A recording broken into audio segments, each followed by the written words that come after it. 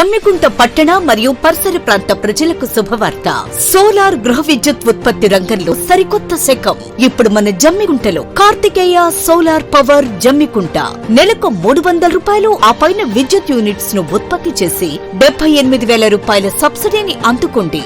25 నుండి 35 సంవత్సరాల వారంటీతో 7 నుండి 10 సంవత్సరాల ఇన్వర్టర్ వారంటీ మరియు 5 సంవత్సరాల సర్వీస్ వారంటీ కూడా కలదు. రూఫ్ ఈటల రాజేందర్ బీఆర్ఎస్ పార్టీలో వచ్చే అంశం తన చేతిలో లేదని, అది పార్టీ హైకమాండ్ చూసుకుంటుందని బండి సంజయ్ ట్రాప్లో ఈటల రాజేందర్ పడ్డారని, తాను కాదని నియోజకవర్గంలో అభివృద్ధి కార్యక్రమాల్లో ఏ పార్టీ నాయకుడితోనైనా కలిసి పనిచేస్తానని ఈటల కేసీఆర్ను, నియోజకవర్గ కార్యకర్తలను, ప్రజలను మోసం చేశాడు. కాబట్టే కేసీఆర్ ఈటలను పార్టీ నుంచి బయటకు వెళ్లగొట్టారని హుజురాబాద్ ఎమ్మెల్యే కౌశిక్ రెడ్డి అన్నారు. హుజురాబాద్ పట్టణంలోని ఎమ్మెల్యే క్యాంప్ కార్యాలయంలో ఎమ్మెల్యే కౌశిక్ రెడ్డి మీడియా సమావేశం ఏర్పాటు చేసిన కౌశిక్ రెడ్డి ఈటల రాజేందర్పై మండిపడ్డారు.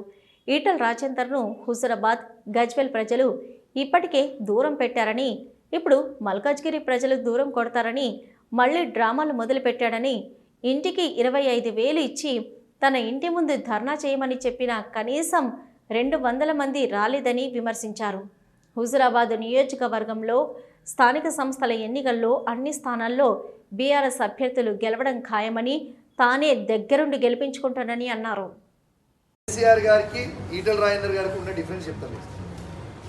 కేసీఆర్ గారిని ఓడగొట్టిన హుజురాబాద్ ప్రజల మీద ఏనాడు కేసీఆర్ గారు కోపం తీర్చుకోలేదు. హుజురాబాద్లో ఈయన మోసం చేసిపోయినా మళ్ళీ మమ్మల్ని ఎమ్మెల్సీ చేసి తిప్పిండు, అన్ని అభివృద్ధి కార్యక్రమాలు చేసి. కానీ ఈయన 2021లో బీజేపీ శాసనసభ్యునిగా గెలిచి కనీసము 2 సంవత్సరాలు అసలు హుజురాబాద్ ముఖం చూడలేదు. మళ్ళా ఓడగొట్టినాక కూడా కనీసం హుజురాబాద్ ముఖం చూడలేదు. మల్కాజ్గిరికి వెళ్ళిపోయింది పోటీ చేసి. కేసీఆర్ గారికి ఈటల రాజేందర్ గారికి ఉన్న డిఫరెన్స్ అదే.